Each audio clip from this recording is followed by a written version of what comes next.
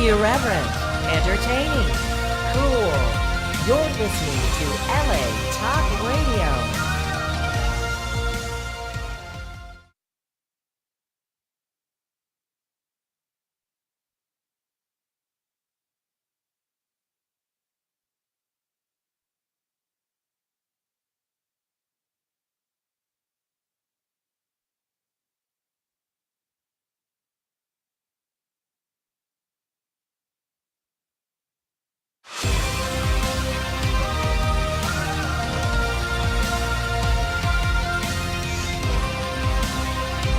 Irreverent, entertaining, cool.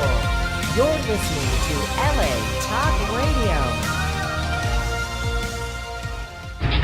Powerhouse Paranormal Topics with the umpires of the unexplained Sheena Metal. That's right. It's Haunted Playground right here on LA Talk Radio. We're at hauntedplayground.com. We're at latalkradio.com. I'm your host, Sheena Metal, and I'm at sheenametal.com. Also, you can find me everywhere on social media, just at Sheena Metal. And I'm the founder of a movement of peace, love, kindness, and unity. We're at IamRaisingTheVibration.com and at our new nonprofit hub, which is raisingthevibration.org. So here's what happens on Haunted Playground. We have a new time slot. We have a new format. We're having so much fun. So every week on the show, every Tuesday from 12 noon to 2 p.m. Pacific time, we do on-air readings, healings, spiritual counseling, and all you have to do to get on the show is to text me, and then we put you in the system. So yes, I do now give my cell phone out on Facebook, and my life has become very, very interesting. And I have so many more dates than before with imposters that are all Nigerian princes that have $14 million they'd like to give me. 818-437-0886. That's the number that you text. That's how you get to my cell phone.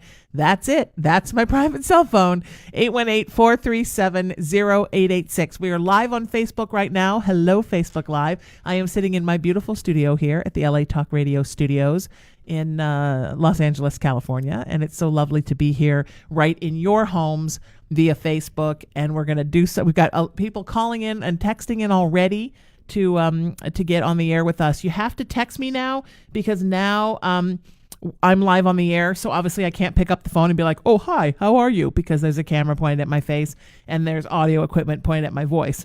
So you have to text me silently, 818-437-0886, and that's how we get you on the air. So my guest today is, I believe, making her debut on Haunted Playground, although she's been a guest on my daily show here at LA Talk Radio, which is called the Sheena Metal Experience. And she's amazing, an amazing psychic, an amazing person, an amazing spiritual being, and also the founder and owner of the Miracles of Joy shop in Lewisville, Texas, where I had the pleasure of going in October for the Embrace Your Spirit conference. Now, I will be back for that conference for Embrace Your Spirit. This year, I think it might be called Embrace Your Spirits in October, November of this next year. I will throw you the dates when I have them. And also at the end of June, I am going to be in at her shop on my lonesome, well, with her, because she's always there because she's amazing, doing a workshop called Aspects of Spiritual Awareness.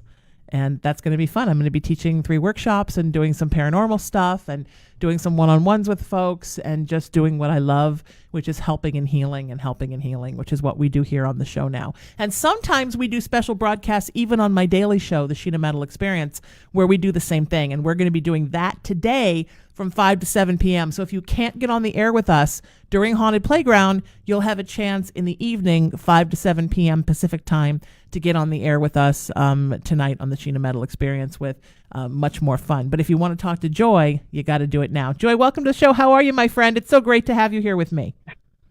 I am doing great, Sheena. Thank you so much for having me. Oh, are you kidding me? This is so much fun. It's my absolute pleasure to be on your show today. Thank you. And it's, it just feels good to help and heal people, right? I mean, I think that if we all spent a little time in our lives giving back a little bit, we would live in a much different world than we do. I think that we would focus on such a higher vibration I agree. when you were actually helping other people or doing sessions. For me, when I'm plugged in and I'm doing sessions, it doesn't matter how sick or under the weather I am, I always feel great afterwards. Me too. And isn't it funny sometimes when you talk to other light workers and they will say to you, oh, I can't do too many readings because I feel so drained. And I always think that's such an odd concept to me because I feel so invigorated every time I work with someone. I had a friend once, a light worker friend, that would say, when you give a healing, you get a healing. And boy, is that true, right? I mean, you really do.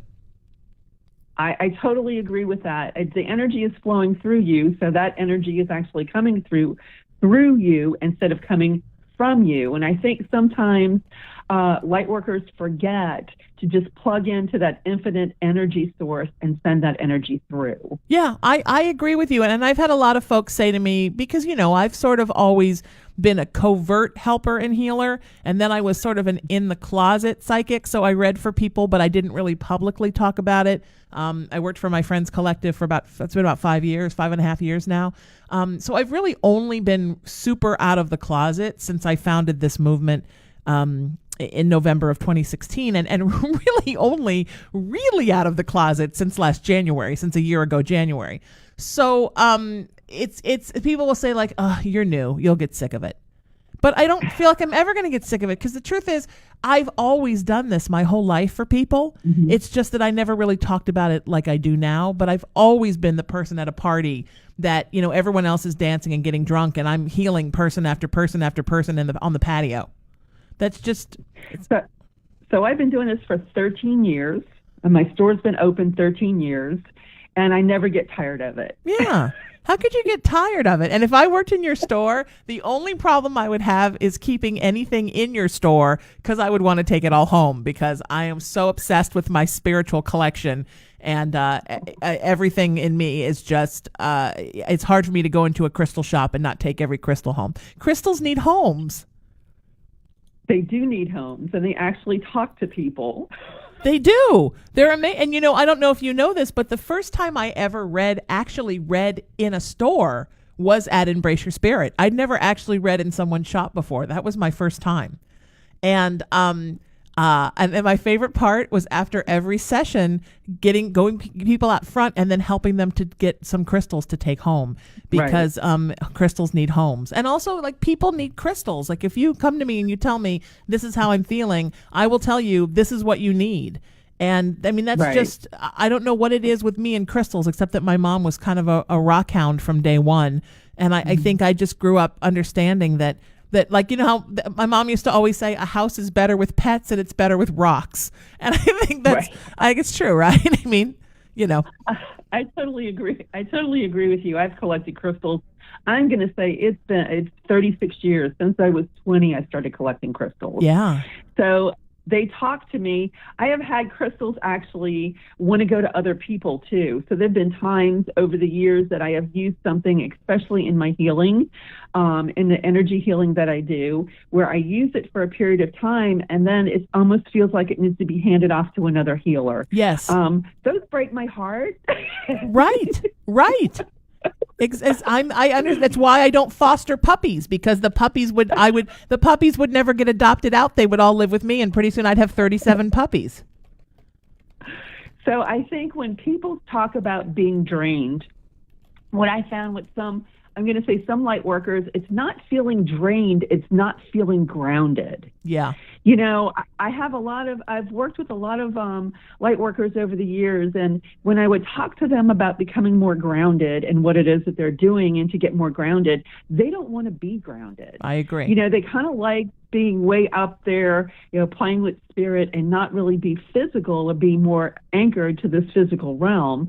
But you need to actually be able to be grounded and do this work. And if they were more grounded, they would have more focus and they would have more energy. Yeah, I agree. And also, there needs to be, I think, for me in my spiritual practice, there needs to be a practicality to, you need to help people to understand how to take all those wonderful spiritual things and apply them to their everyday life so that they can be this beautiful spiritual being, but who is also incarnate and living on the earth.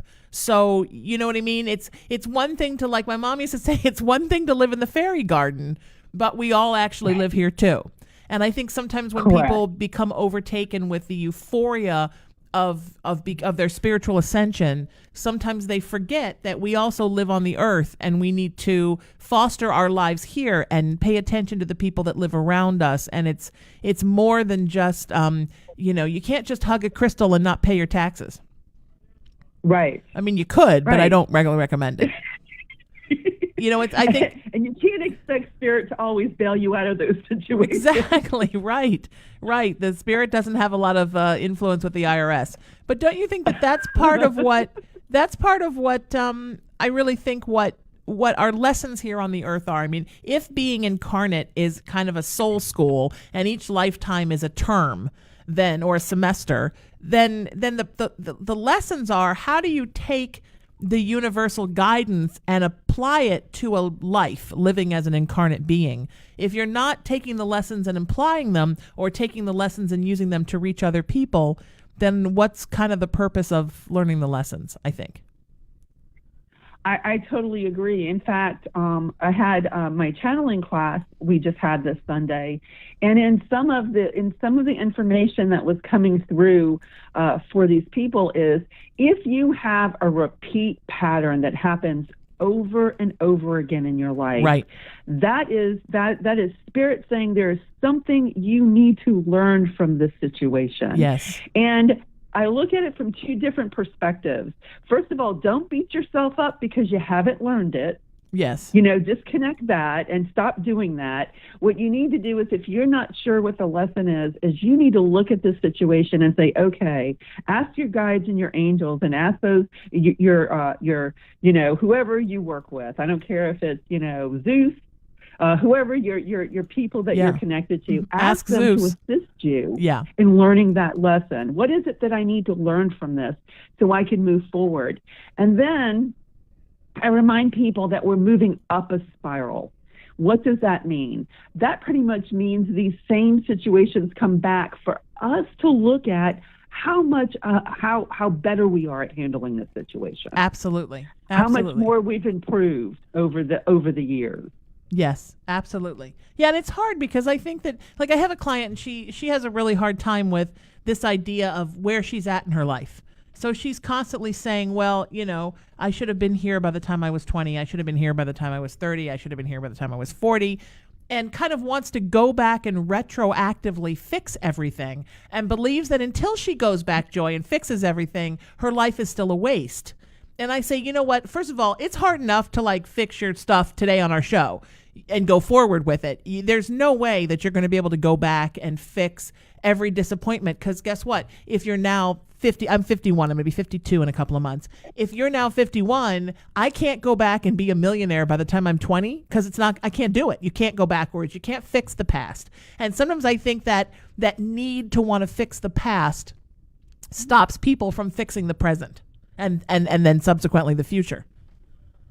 I always tell them to re-script what they learned from that situation. Yeah. In any negative situation that we have in our everyday life, any negative situation that we've experienced and that we had, what have we learned from that?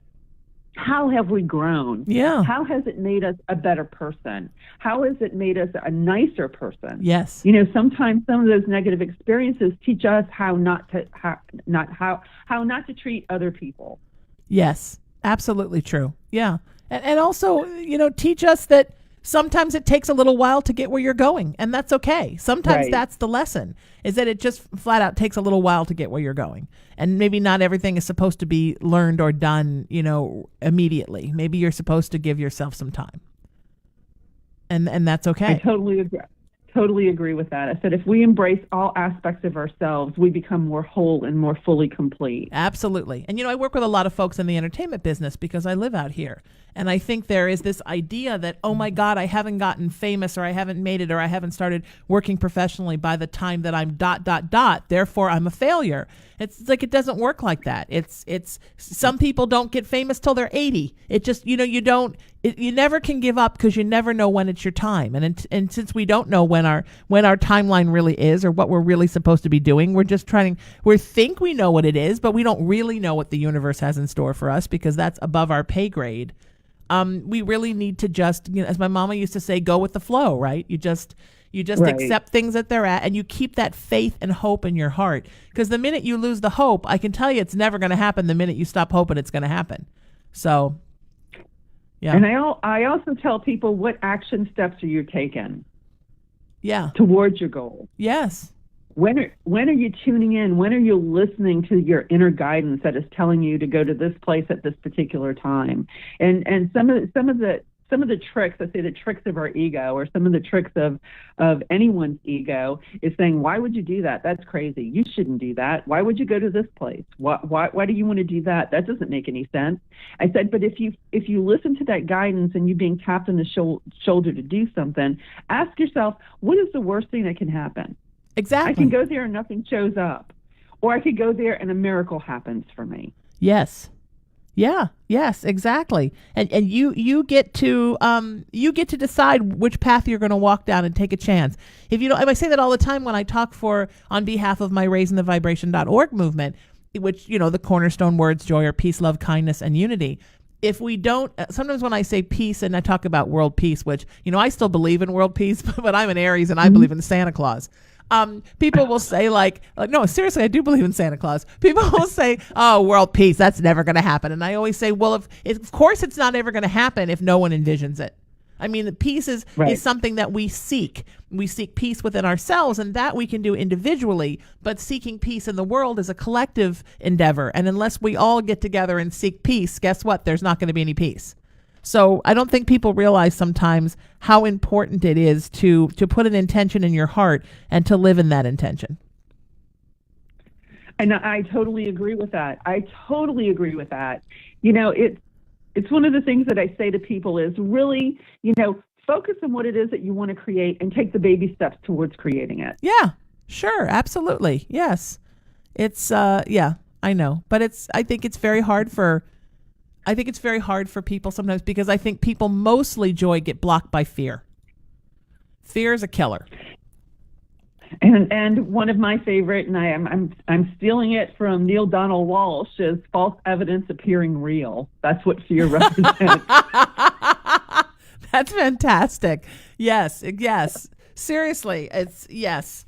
And I think that fear stops us sometimes from sometimes I know when I work with clients and I can feel a block in them, and I say, I think that you're scared it's going to happen because you've always wanted it. And then if it actually happens, well, then sometimes people think, well, now what do I do?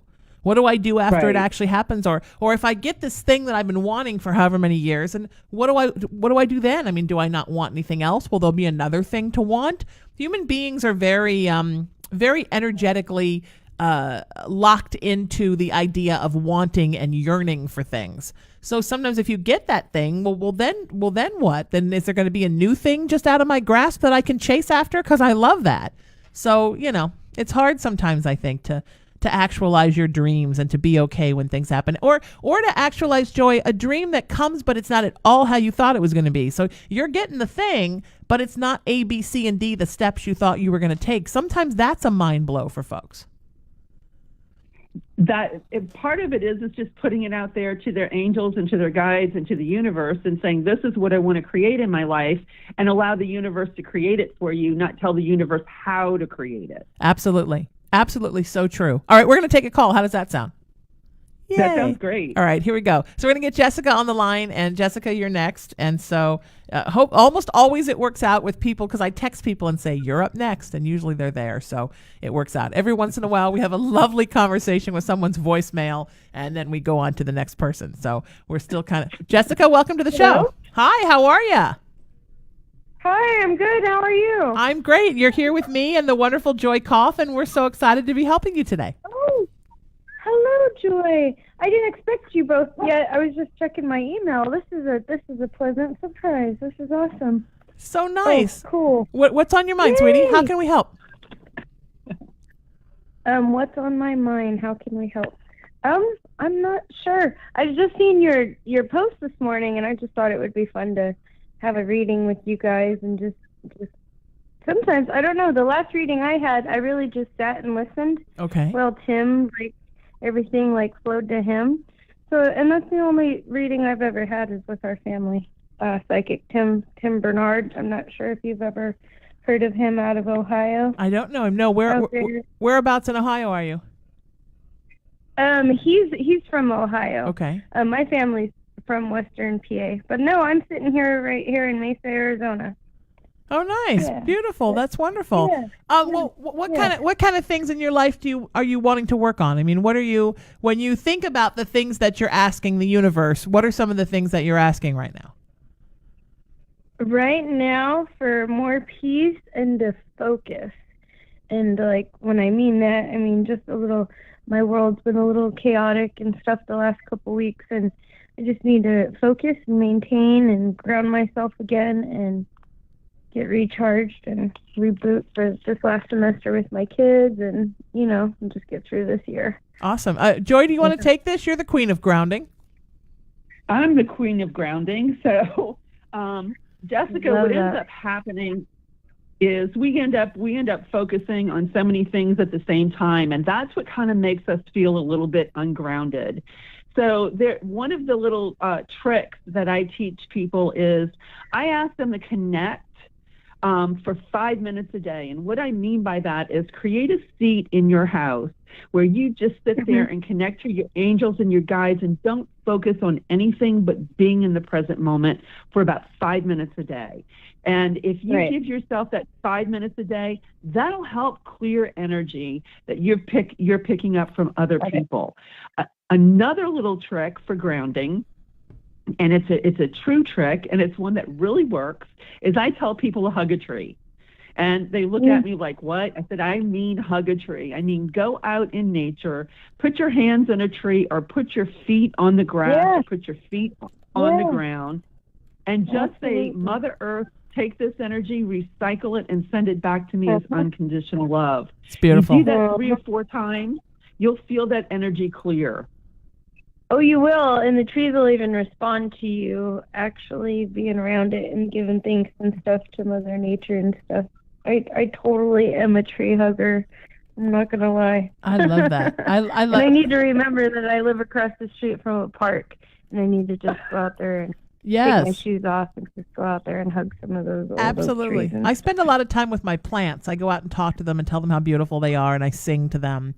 And I swear every time I sing to them, they grow a little bit. And I don't sing all that great. I'm not like Snow White with the bluebirds. But I think they pick up on your energy and your love. The love. And they love that they're being loved and they're being taken care of. And if they have a brown leaf, I go and take it off and tell them how beautiful they are and touch all their leaves. And I think they just know they're being loved. And I don't think we concentrate enough on all of the things in our life that need to be loved all the time and that give love back. I mean, plants and crystals and animals. I mean, they're all about love. They don't know anything but love.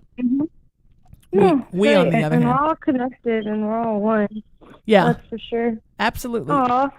I kind of feel it's such a blessing to talk to you girls today. This is awesome. Oh, we're loving talking to you, sweetie. Just kind of bouncing off a little bit, piggybacking on what Joy said and what you said, Jessica. I think that you, it's kind of very easy for you to feel overwhelmed.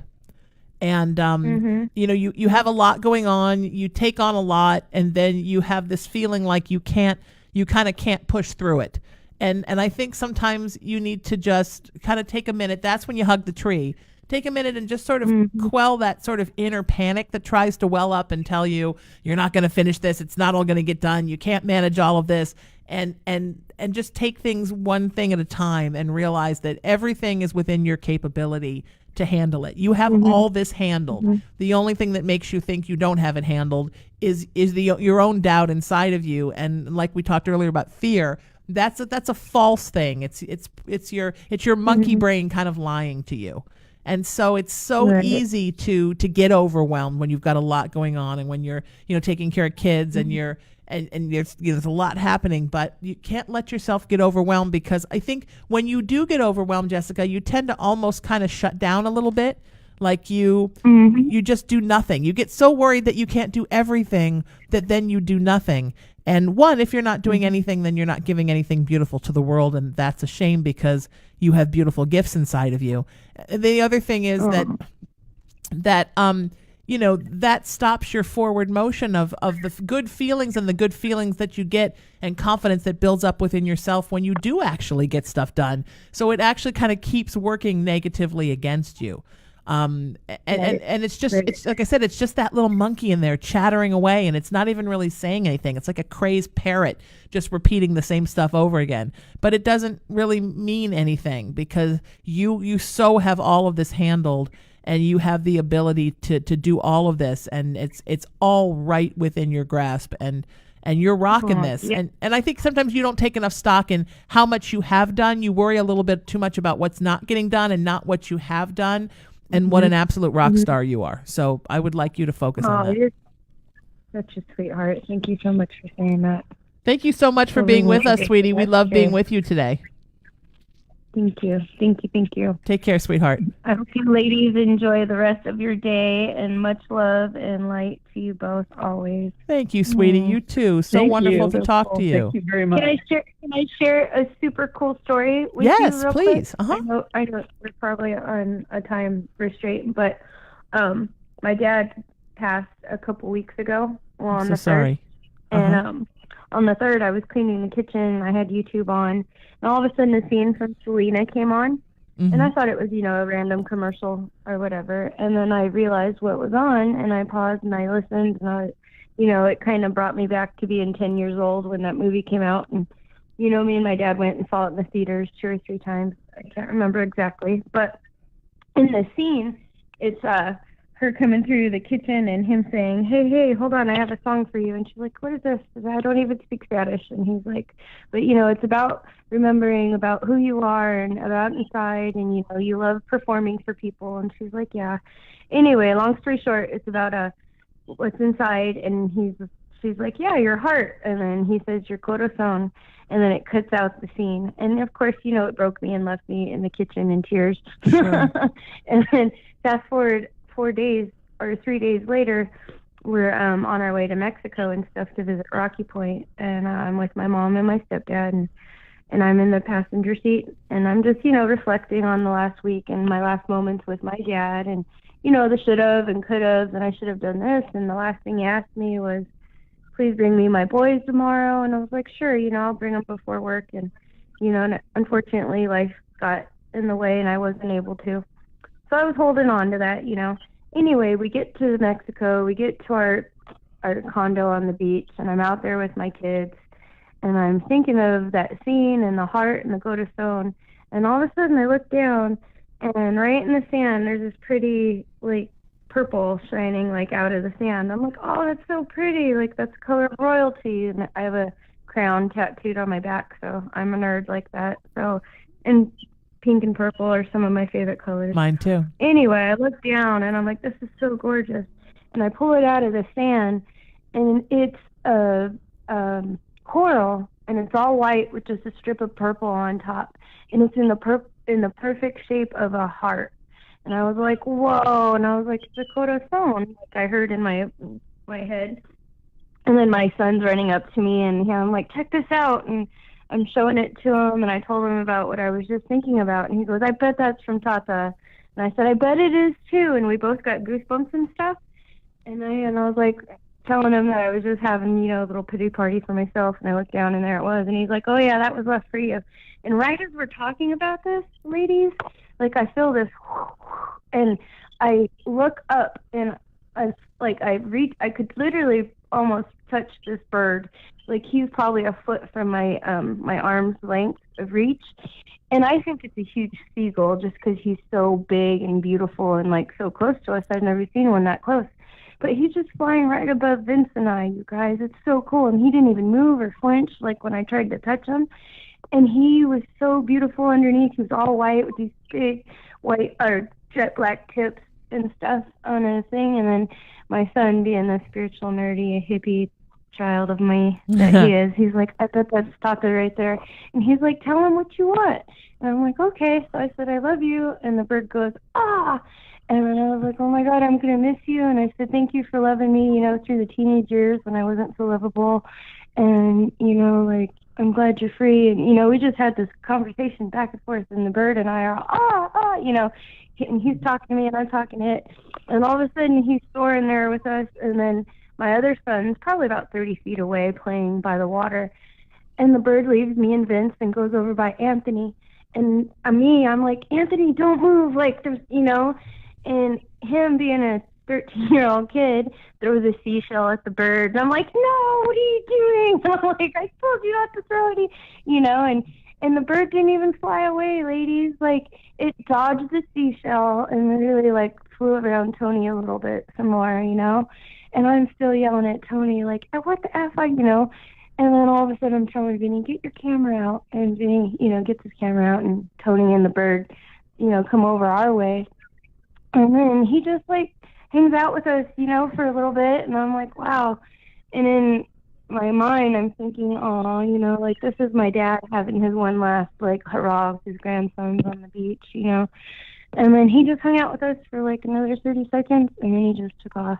And it was cool because we actually have it on YouTube and stuff. I'll send it to you somehow on Facebook, Sheena. But it's only 20 seconds. But I was like, wow, that's so cool. And it was neat because then the next morning I was telling my mom and my stepdad, you know, about it and this and that. And here comes the same bird right around the corner, you know. And my dad's like, that's not a seagull, that's a seahawk. And I'm like, oh my gosh, that explains how huge he was, you know. And then my mom's like, do you know how spiritual hawks are? And da, da, da, da. So anyway, it was pretty neat. And I'll take a picture of this. I actually have the rock in my hand, or the coral in my hand, and it was pretty neat. And I held this thing because I didn't know how I was going to speak at his funeral and stuff. And I just held this and spoke from my heart. And now anytime I'm feeling down or whatever, like, I literally, like, will sleep with this next to my chest or next to my face or anything, just feel a piece of my dad. But dude, it was so cool that we had that moment, you know, with him. So beautiful. And, you know, and my kids were there to witness it too. It was so cool. So beautiful. Anyway, I just wanted to share that with you ladies. Thank you, my friend. Thank you for sharing the story, and thank you for being you, and we appreciate it, and we're thinking good thoughts, and your dad's around you all the time. And you're going to see more signs like that, my friend. Be prepared for more signs like that, because they're coming. I get those all the time, Joy, from my mom. You know, my mom, like, she's always around, right? Yeah. But she had a thing with hummingbirds. She used to sit, like, in her chair by watching TV, and hummingbirds would come outside the screen door and just hang there with her, like 4 or 5 hummingbirds. Her thing was always like her, and when she was in the rehab place in the nursing home getting rehabbing, she would always ask, like, how are my hummingbirds? Have you checked on the hummingbirds? What's going on with the hummingbirds? So about 6 months after she died, I was cleaning out the upstairs, and the house was totally locked. I went in the house and I was upstairs, and all of a sudden I opened up the door to what was my bathroom when I lived there, and there was a hummingbird sitting on top of the vanity light, like, just sitting there. Like, where did it come from in a locked house? How did that hummingbird get in? And I tried to get it to come out. It wouldn't come out. It was freaked out. And I literally cut out the screen in the bathroom and left the window open so it could get out and just close the door. So scared I was going to come back in a couple days and the thing was going to be expired. But it had flown out. But talk about a message, right? And that kind of stuff happens all the time to me. She leaves me things that we did our second gathering for my raisingthevibration.org movement last Friday night. And we have, like, a little donation box and a little wish intention prayer box. And after every show, after every gathering, I always clean them out and wash them out because I want them to be, you know, lovely and pristine, because that's me. And I went to open the box up because I heard something in it. And I'm like, I had just taken it from my house and cleaned it out. There was nothing in it. And there was a penny in it from my birth year. And I'm like, oh, thanks, Mom. She's just first of all, Mom, a penny? Really? You cheap Irishman? But secondly, she always does stuff like that for me, right? I'm just going to give her a penny. But isn't that, I mean, that kind of stuff. Do you have a deceased person that visits you? I do. In fact, it's really funny. I feel like sometimes they can even talk to you through songs that you hear, messages that you get that way. I agree. Butterflies are one for me that lets me know that my grandmother is around, and another one that my other grandmother was ladybugs. Oh, interesting. That's awesome. I love ladybugs. So those are two of the signs that lets me know how spirit talks to me quite a bit. Believe it or not, is crows. Crows have always been my totem animal. I had a pet crow when I was a teenager. So when spirit needs to get my attention, I will literally have a crow stand there and just start cawing at me.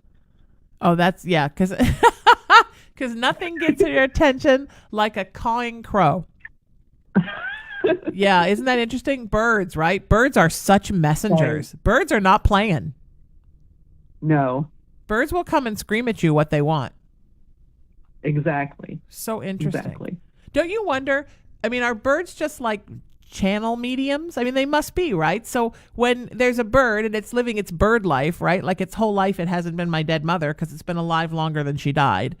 And then it right. just like, so birds just come and spirits just come in and talk through them. They're like the ultimate channel mediums. So if you want to look at nature as being part of the all that is, or part of the frequency of the all that is, wouldn't spirit use everything in nature to get our attention? Absolutely. Yeah, absolutely.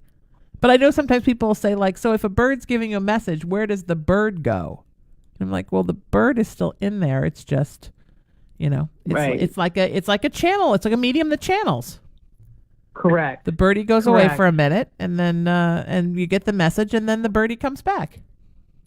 Spirits just, and animals are great messengers for us. And it's like one of the things that I teach people is there's a book called Animals Speak. You probably heard of it by Ted Andrews. Sure.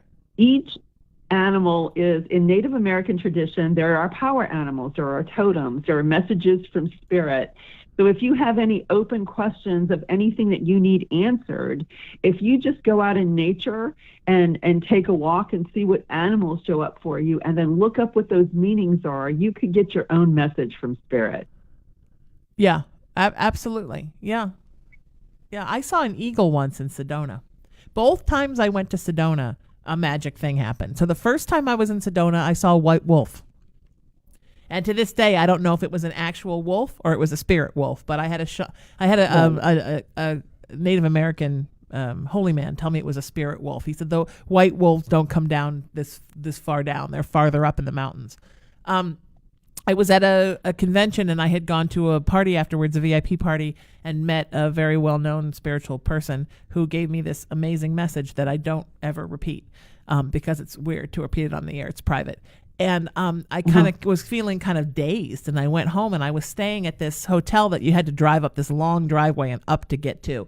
And I was driving up the long driveway, and I saw something in my headlights, and I stopped, and this gigantic white wolf crossed out of the shrubs, walked across the front of my car, stopped and looked at me for a couple of seconds, and then looked on and kept walking. So I'm such a city girl. I immediately start thinking, oh my God, are there wolves? Am I safe getting to my room? Like, that's the first thought. I walk up and I stop and I walk into the front desk and I say, I think I just saw a wolf. Are there wolves around here? And the guy behind the desk is like, I don't know. Yeah, I guess. So I'm literally like running to my car with my front door, from my car to the front door of my room with the key out in front of me, like terrified a wolf's going to eat me. And I got inside and got in the shower and thought, wait a minute, what was that? And it literally had just been the whole year between that time and the time I went back to my friend's conference in Sedona the next year. I just couldn't get it out of my mind.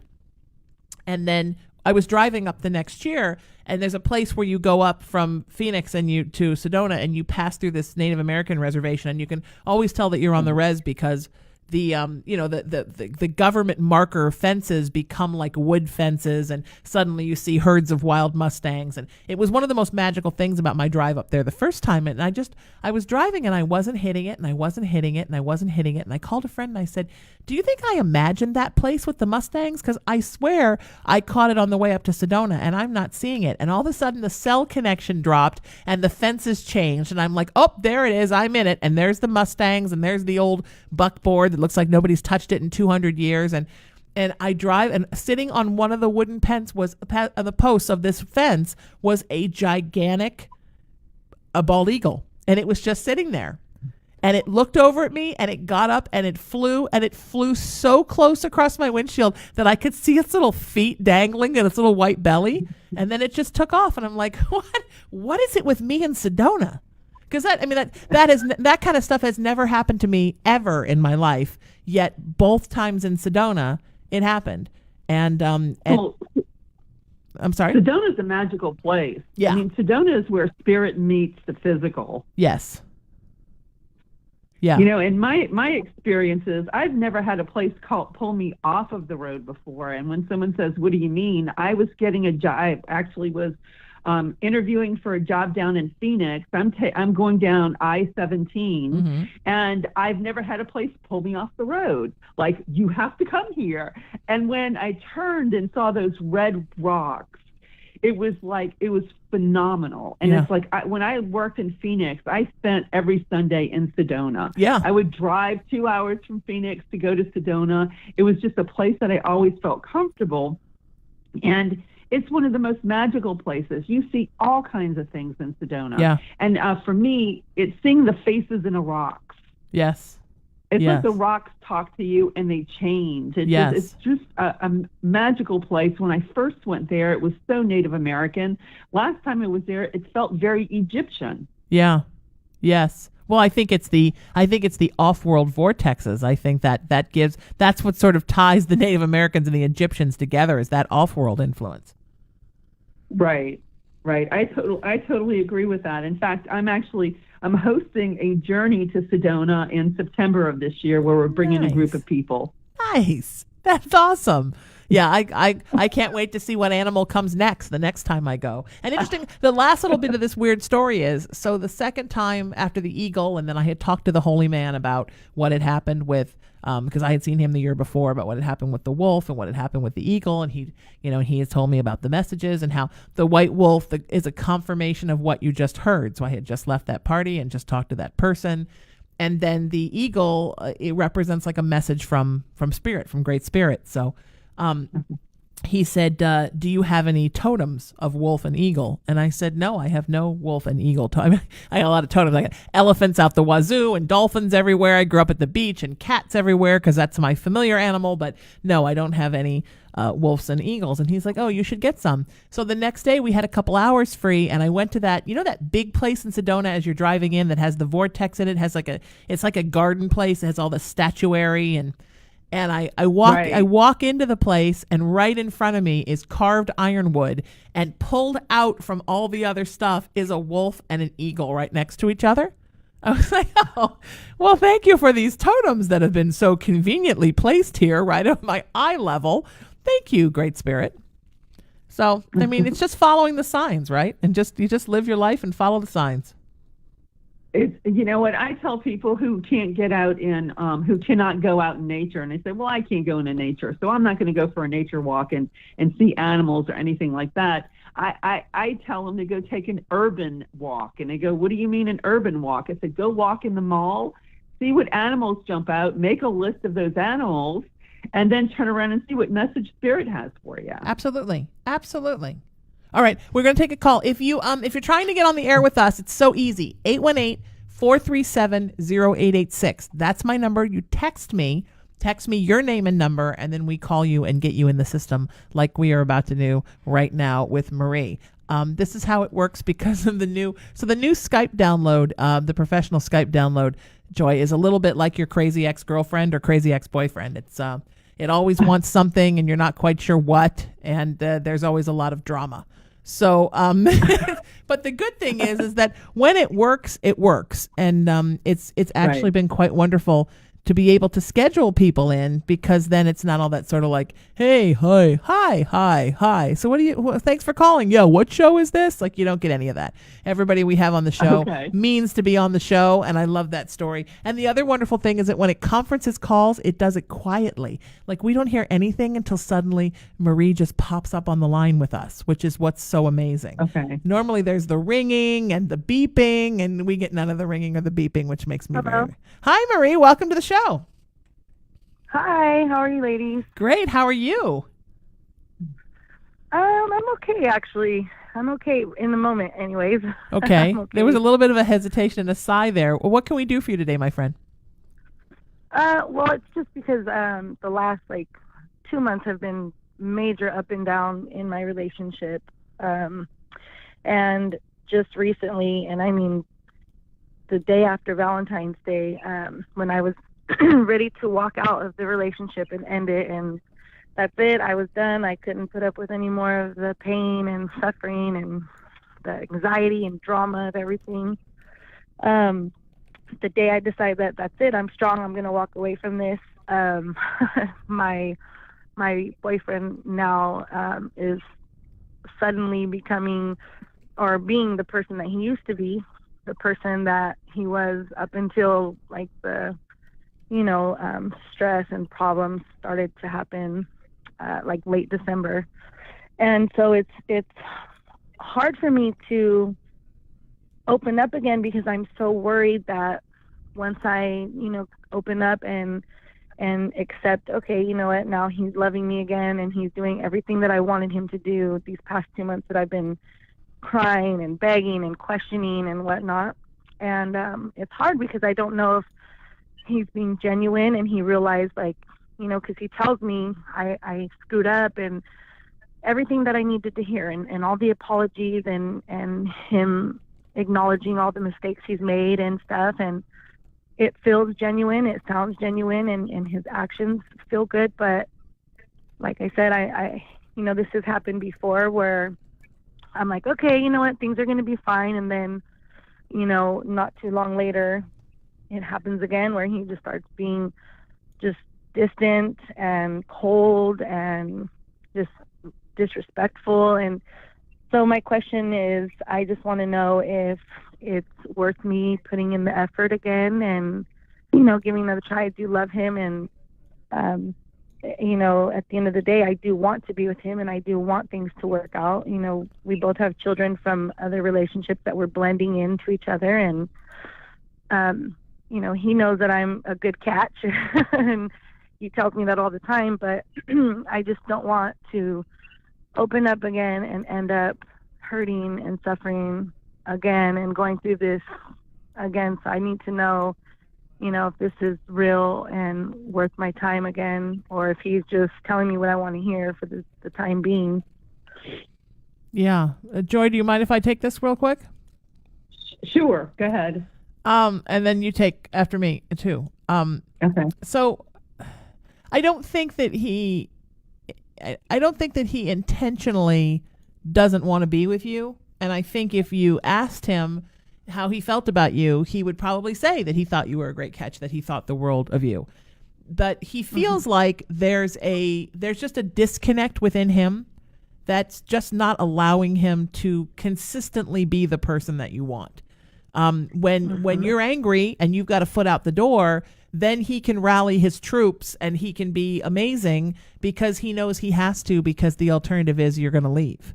But his natural go-to is just not to be able to keep up that kind of to keep coming to the table. Eventually he rescinds into his old habits of being, a little verbally and emotionally abusive, of being kind of acting like he doesn't care, of being cold and distant with you, of consistently wanting you to chase him because he doesn't like himself. He doesn't have the love for himself that you have for yourself or I have for myself. So when you're not telling him I'm done with you, then you're reaffirming for him what he believes about himself. Like, oh, I suck and somebody should be done with me, and now she is. So then he wants to come to the table and convince you to come back. When you come back, then the disconnect becomes that you love him, but he doesn't love him. And then he almost kind of resents you because you love him, because he doesn't understand why, Right. because he doesn't love himself. So you're sort of constantly battling with his own anger and dislike of himself.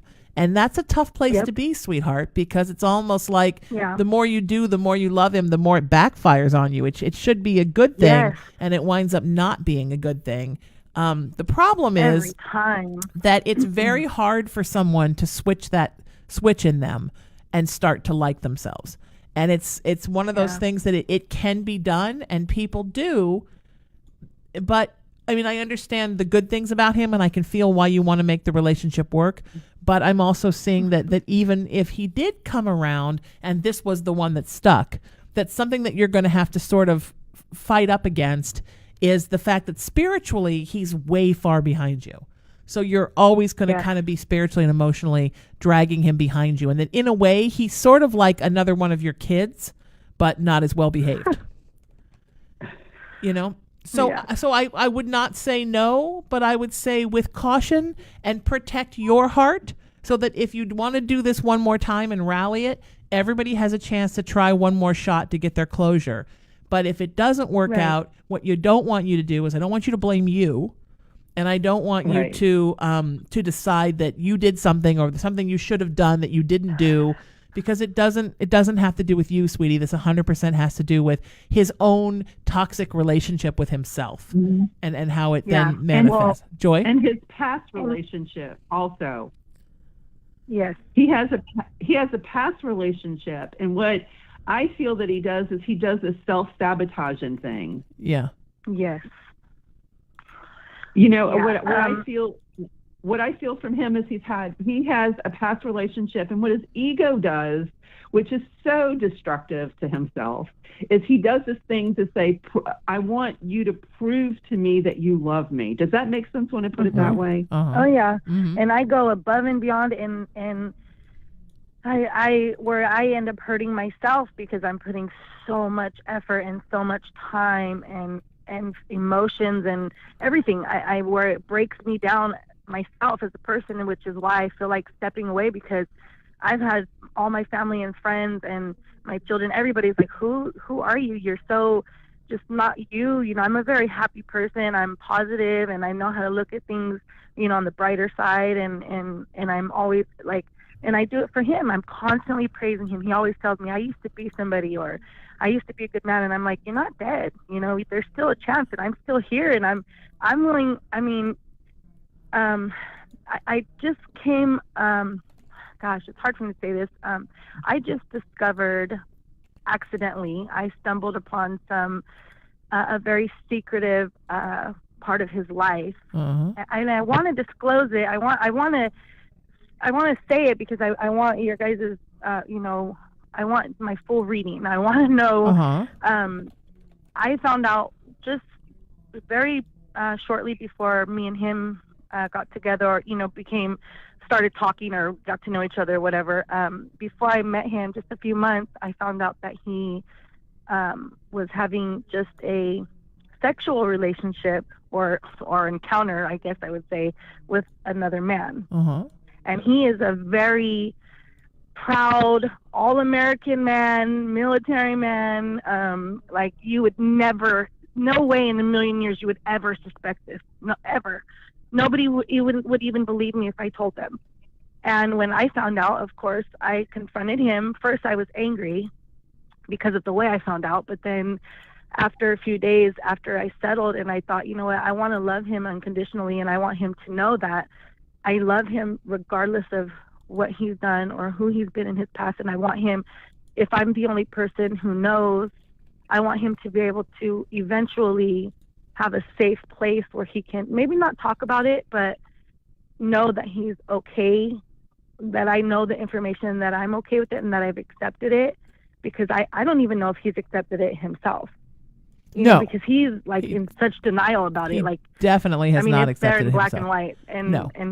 And I think Yeah, that so- just feeds into his self-loathing. I mean, that's just another reason why Yeah. he doesn't like himself, because he hasn't fully As soon as I accepted brought a it lot up of to things. him, sorry, I didn't mean to cut you off, but No. as soon as I brought it up to him, he became that much more angry towards me and that much more resentful and cold. And I kept telling him, look, I'm not pushing you away because of this. I'm opening up and I'm allowing you to still have a safe place, and just know that no matter what, I still love you, and I'm not judging you, and I'm not gonna hold this over his head, and I'm not gonna throw it in his face. I don't even ever want to bring it up if he doesn't ever want to. I just want him to know, that. But then, of course, now I'm also worried, like, oh my gosh, like, what if now, I used to be a little insecure about him checking out women, and now my mind's going other places, and it's kind of just become like a lot. Yeah, it's a lot, sweetheart. It's a lot, and it's just one. I mean, I would, like I said, I would never tell another person get away, because I was in a extremely toxic relationship with an extremely toxic, abusive person for 12 years, and a lot of my friends. At one point, my friend called me up and she said, "You know what, Sheena? I say this with love, but you're kind of like one of those wives from a Lifetime movie." And, and honestly, it was true. It was absolutely true, but I couldn't get away. And then one day, a switch flipped in me, and I thought, this is it. I'm done. And it still took me 3 years to back away, to dissolve the relationship and to dissolve the financial aspect and the friend aspect. And it took a while to get out of it. But once I knew I wanted to get out of it, I was free. So I would never tell somebody, you have to do it right now, because I know what it's like to know it's the right thing to do and not be able to do it. But I can tell you that this poor guy has just a myriad of problems inside of him, and he has no idea who he is. And it's really, really hard to be with somebody when they don't know who they are, Yeah, and that's just like the tip. I mean, you're so right about it. Like on point, he does have a lot of other issues, financial issues he's going through, and issues with his children and his family right now. He has so many things, and it's very hard because I'm trying to be a rock for him. I'm trying to be stable, and I'm trying, even though I have things that I nag to him about and this and that, I'm trying not to do so much of it right now, because I am trying to, like I said, let him know that, look, you're secure with me, and I'm going to be here for you. But I also don't think it's right that he like kind of points the finger at me or throws the blows at me when he gets upset. And I'm the one who always ends up getting hurt or, treated wrong when he's stressed out. And then afterwards, his apologetic side reels me back in, because he's so sorry. And I can feel that, and he's crying to me, and he's so sorry, and he's, understands and always acknowledges his mistakes. I mean, thoroughly, where I'm like, wow, okay, he really gets where he screwed up. He understands how we're going to fix this, but it's a short-lived redemption. Like a couple days, things start going good, and then he gets in this mood again, and then it kind of like, it's like a cycle, and I don't know how to be here for him and just be strong and take the blows at the same time. And he doesn't understand that he's even doing that to me. Joy? Maria, here's my advice for you, is you need to stop trying to fix him. Mm-hmm. And what I mean by that is, and I'm just going to be very, very blunt. What I mean by that is, you need to do what you need to do for your everyday life, and not be the one that's always fixing him. You need to find happiness within yourself. You need to find something that you enjoy doing that's just for you. You need to start honoring yourself and do that, and let him fix himself. Okay. You could be supportive for someone, but what you're doing is you're plugging all your energy, 100% of your energy, in trying to make his life okay. And you need to make your life okay. I'm not saying walk away from the relationship. I'm saying don't devote 100% of your time to him 24 hours a day. Mm-hmm. Yeah. Oh, yeah. That's what it is. I'm always put him and his needs and his issues before mine. And then later on, I'm like, oh my gosh, like even financially, I'm like, okay, well, let's take care of your thing. And then now I'm, struggling financially, trying to help him out. And right. Or even emotionally, and where it drains the hell out of me, and like I said, all of my people around me are seeing it and feeling it, and they're like, dude, you know, you need to, and of course their first reaction is you need to let him go. You need to let him go. He's negative, or he's not bringing anything positive into your life. But I'm like, well, you guys aren't, you know, behind closed doors. When it's me and him, things are different, you know. I don't know. What I'm saying is, don't put yourself on the 100% into this. Yes. I'm asking you to kind of I totally get it. Yeah. Because what you'll do is you'll find more happiness within yourself, and you'll have other things that you're happy about, and then you won't get sucked into the drama nonstop. Yeah. Right. He doesn't know who he is right now as part of the challenge that you're dealing with. He hasn't accepted who he is. There's a good possibility he is gay. Mm-hmm. There's a good possibility because he's in the military, he's hating himself for who he is. Yeah. Yeah. There's all those possibilities about that part of who he is, and what he's doing is he doesn't want to look within himself and blame himself. He wants to blame someone else.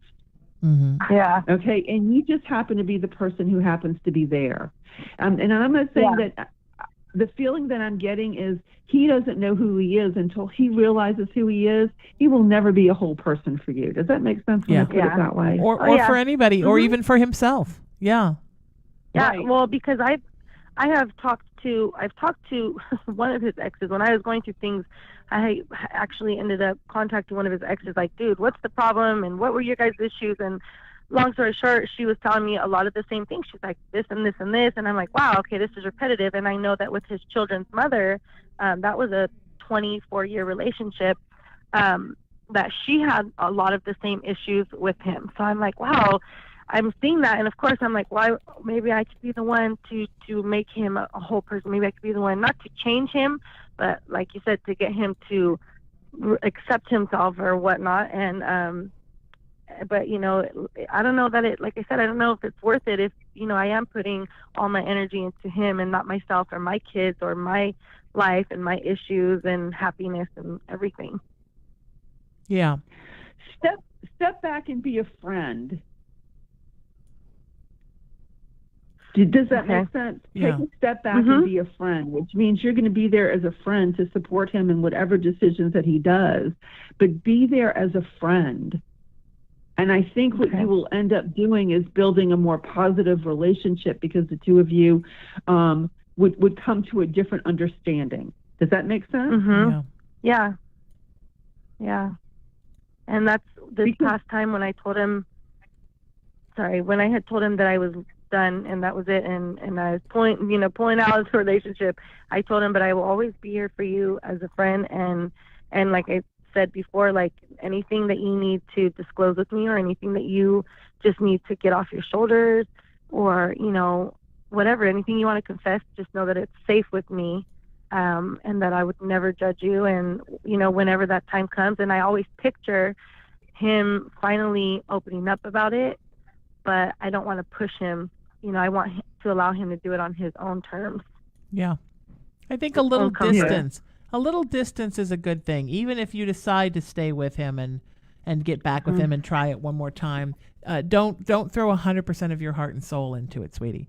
You need to be cautious. Proceed with caution. Does that make sense? Yeah. And you know what? Yeah, you're totally. so going to be okay. You're going to find a strength in yourself through all of this, sweetheart, that you never ever knew you had, and that's going to be such an important thing. That strength. Okay. So keep the faith, my friend. You're going to be. We're just worried about you. We want you to be strong and stay in touch with me and let me know what happens and how it goes, because I'm in your corner, my friend. I definitely will. Thank you guys again for your time. I appreciate it and look forward to speaking to you guys again. Absolutely, we love that. We're going to stay in touch, and we think you're wonderful. Okay. Thank you so much. Bye-bye. I didn't mean to jump in, Joy, and be like, I'll take this, but no. When I can feel others stuck in that, I'm scratching my nose on Facebook Live. Is everyone enjoying that? I when I can see others in a place where I was, it makes me just want to really grab the sword and shield and jump out there and start fighting the dark. It's hard because I think sometimes either very narcissistic people or very damaged people are drawn to very empathic people because we emit a lot of light. Right. So you wind up in a situation where we're feeding all these people that are not feeding themselves. And that's great if you have children or animals or something that you need to feed. But, adults need to learn to feed themselves energetically. Exactly. And in the real world, Yeah. get a job and stop sucking everyone's chi out through a straw. This is my advice for humanity. Everybody needs to learn to take care of themselves. I mean, there are people obviously who have things going on in their life emotionally or physically where they can't take care of themselves for a period of time, or sometimes forever. Right. But for most people can take care of themselves, but so many people choose not to. Correct. And then when you have someone who's going to do everything for them, it ends up being difficult in that person who's trying to do it all. Yes. Yeah, it's exhausting to live for two people. It's completely exhausting. I mean, if you've ever had to take care of somebody, I mean, I took care of my mom, thankfully, only for 9 months, because it was hard on her. But I mean, I thought I was going to drop dead of a stroke the entire time. I mean, to be constantly pouring your energy into somebody all the time is difficult. And, my mom at that time, because she was very sick, was a little draining, but not as draining as some people, even when she was sick. But I mean, some people, they're not even sick and they'll drain you dry. And it's exhausting. Right. I always tell people, when you're in a relationship, you shouldn't have to live for both people. It's hard to keep another Right. person alive with your own energy force. Right. And it does dwindle because we do have, a limited amount of energy. It's I totally agree with that. That's why it's about learning to set clear boundaries, even with those you love. Yeah. Yes. Yes. Yes. Please set boundaries. Loving someone means showing them where the border is. I do. I really believe. I just had that conversation with a client on the way up today on the way up to work today about a friend of his that just cannot stop being manipulative. And I said, look, you're in charge of your own life. You set your boundaries. You say, here's what I will put up with and here's what I won't put up with. And when the malarkey starts, then you just say that's it. And if you have to cut that person off for a couple days or a week or forever, some people need boundaries. Most people don't. Like you and I are friends, Joy, and I'm not abusing you or calling you all the time or being a freak, and you're not that way with me. So we don't need to set boundaries with each other. But some people are desperately in need of you to have boundaries. Like you can live next to somebody and not have a fence and not need one. With some neighbors, you need a fence. So when you see that someone needs boundaries, you simply need to lay some boundaries down. And it's perfectly okay. But I think those of us that are very empathic, we almost feel guilty about putting down boundaries. Like, but I feel terrible. Like I shouldn't do this because it's awful. And what am I saying? And I'm like, you're saying this is my life and this is my life force and this is my chi. And I have to keep so much of it for me. And, I love being in your life, but, sometimes the fence goes up and it's do not disturb. And it's okay to say that. I think people feel guilty when they do that. I know. They've always been told to be nice people and to help people, and they want to help people and they want to be nice people.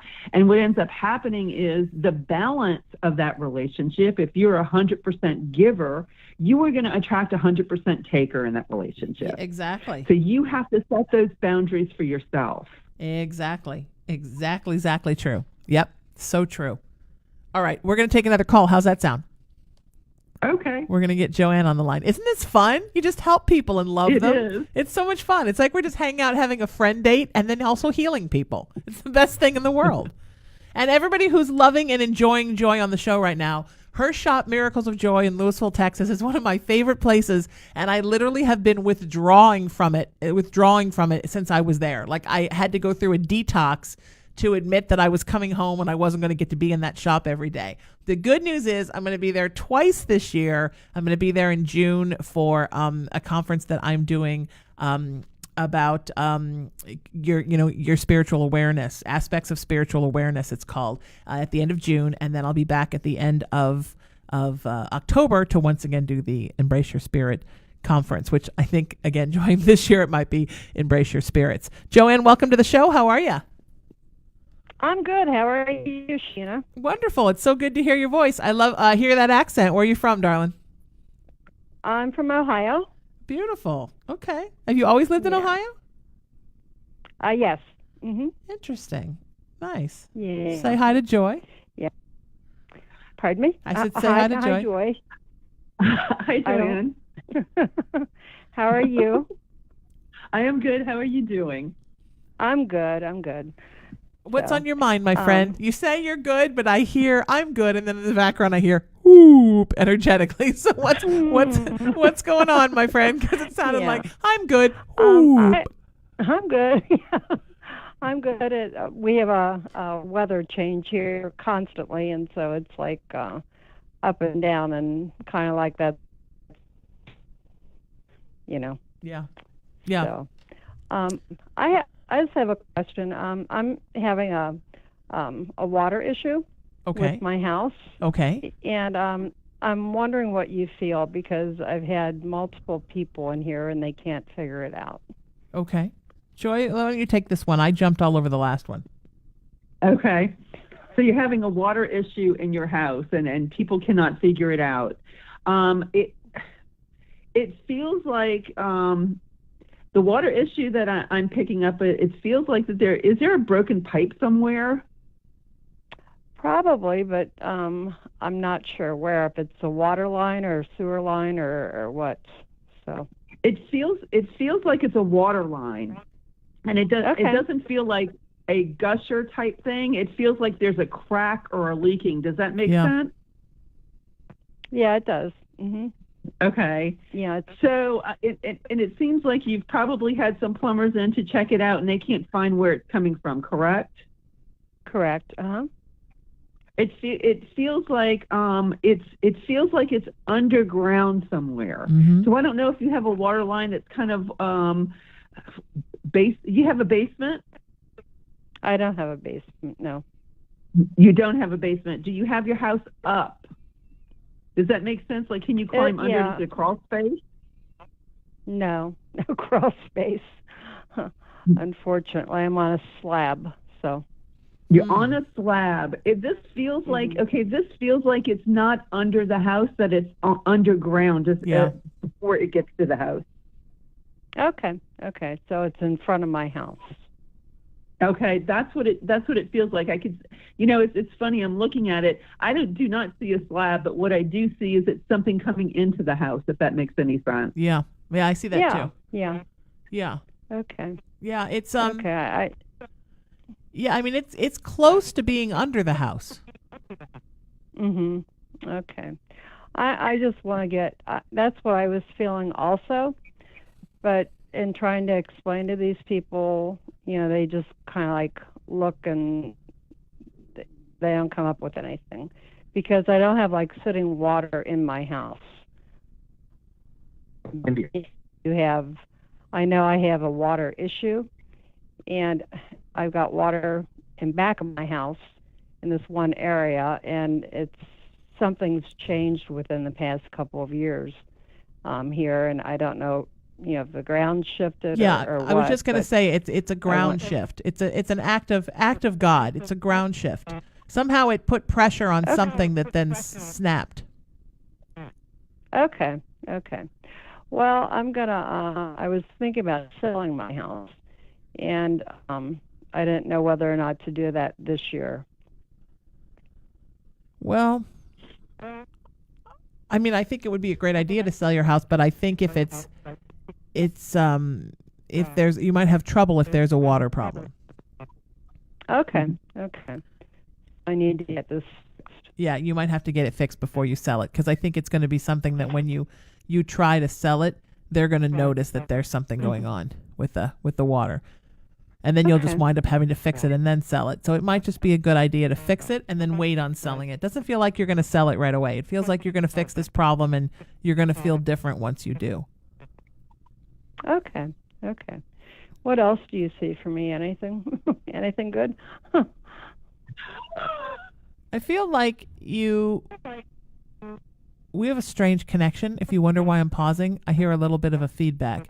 You know what? I'm going to call you right back. Let me call you right back. Did you hear that feedback, Joy, or was that just me? I do hear it. I do hear the Okay. feedback.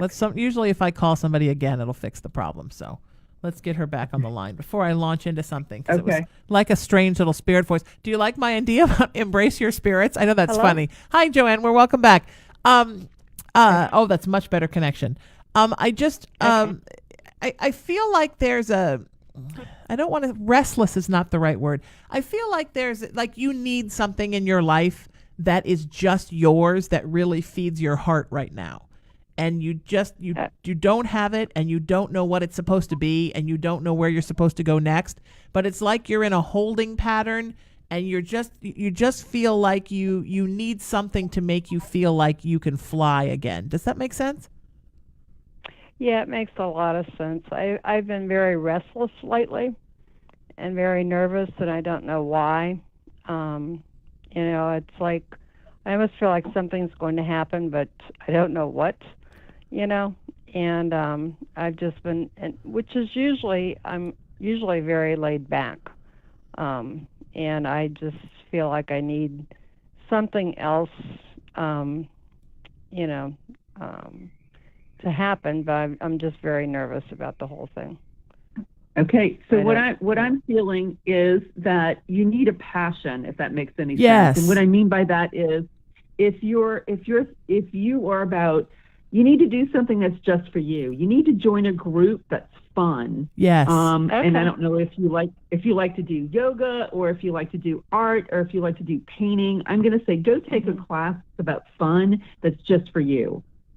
Okay. And Yeah. that'll help that restless feeling go away. It'll give you something else to be a little bit more passionate about. Yeah. Okay. You That need makes you sense. time. You Yeah. need time, like Joy said, you need passion. You need, like I said, you need something that makes your heart soar. Like you need something that you just get all fired up about. Because I feel like it's been a while since you've been really fired up about something. Yeah, it has. Yeah, it has been a long time. I just feel like a bunch of changes are going on around me, Mm-hmm. and I do. I need something to sink my teeth into, so and really go for it. Yeah. And but a class is a really good, or a group of a group meeting or something would be really good. So Yeah. Something with people, and I'm feeling something either spiritual and or creative. okay. Something that uses Okay. that part of your brain and of your spirit, the creative. Something extremely right-brained is what you need. Okay, that makes sense. So think about that, Okay, sweetheart. well- And you take care of you, and please stay in touch and let us know what you did and how it goes and how it winds up, because we want to know what's going on with you. Because we're just psychic busybodies, aren't we, Joy? We're like Yes, we are. we're like the Mrs. Kravitz from Bewitched of the psychic world. We're just always looking out between our curtains to see what's going on in your spirit life. I do. I always want to follow up with people and see how they are. I know I was telling you this, that I was so fortunate to read for so many lovely people when I was out there in September at the Embrace Your Spirit conference. And I've stayed in touch with, I think, pretty much all of the people that I met there in one capacity or another. And I text them every couple weeks and just check in to see how they are and what's up with them and how are they doing. And I know all wonderful things about their lives and what's going on with them. And that's just me. I mean, I'm very big into staying in touch with people all the time. Maybe it's because I just have no life. I don't know. But do you feel like that? Do you feel like a responsibility to stay in touch with people that you've read for, with clients or people that are regulars in the store? I have regulars in the store that come in all the time, and it's fun to just see what I want to say what probably lights me up is watching how some people come in to this spiritual business just starting off getting a reading, then they start taking classes, and then they start developing their own intuitive abilities, Yeah. and then they end up being readers and healers, and I love seeing that progression of people. Yeah, I do too. I love that too. And I love when people, even if they're not going to become actually a professional reader or healer, they find Right. a way to use that skill that they've developed in their own life. Like they're teachers or they work in HR or they're in the medical profession or something where, and sometimes they were using a lot of that skill all the time, that gift all the time, and just didn't know they were using it. And then suddenly they find a way to really hone that. And I think that's so wonderful. My favorite is watching how many people take Reiki who are nurses. Because they went into that field to heal. That was what they went into that field to do, was to heal. Yes. And it gives them something that they feel like they can use. Yeah, I agree. I think that's wonderful. All right. We're going to do another call. Does that sound good? We're getting so many people want to talk to us. So if anybody wonders why I'm always looking at my phone, it's not that I'm like obsessed with my phone.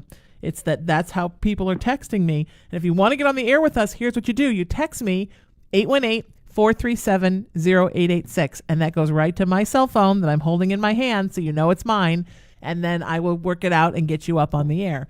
If anybody's listening and they can't get in today, because we always have more calls than we have spots, I'm going to be doing it again as a special broadcast of my daily show from 5 to 7 p.m. tonight with my friend Rebecca Haywood. So we'll be able to take a lot of your calls that we're not able to get today. I'll take them later today. But that's what I'm doing. So sometimes I have to concentrate, like while Joy's talking to somebody calling in and I'm concentrating. So I'm sure everybody's getting a big old dose of my resting bitch face. And hello, look at that, and try to sleep. All right, we're going to get Kay on the line right now. Well, it's what it is, right? Yeah. What are you going to do? There's a camera on me and I can only do so much at once. So we're still calling Kay here. Kay, welcome to the show. How are you? Can you hear us? Hi, how are you? Hi, can you hear us okay? Yeah, I can hear you. Okay. Can you? Yeah, we're kind of losing you. You know what, sweetie? Let me call you right back. Let me call you back because we have a really bad connection. I'm going to call you back.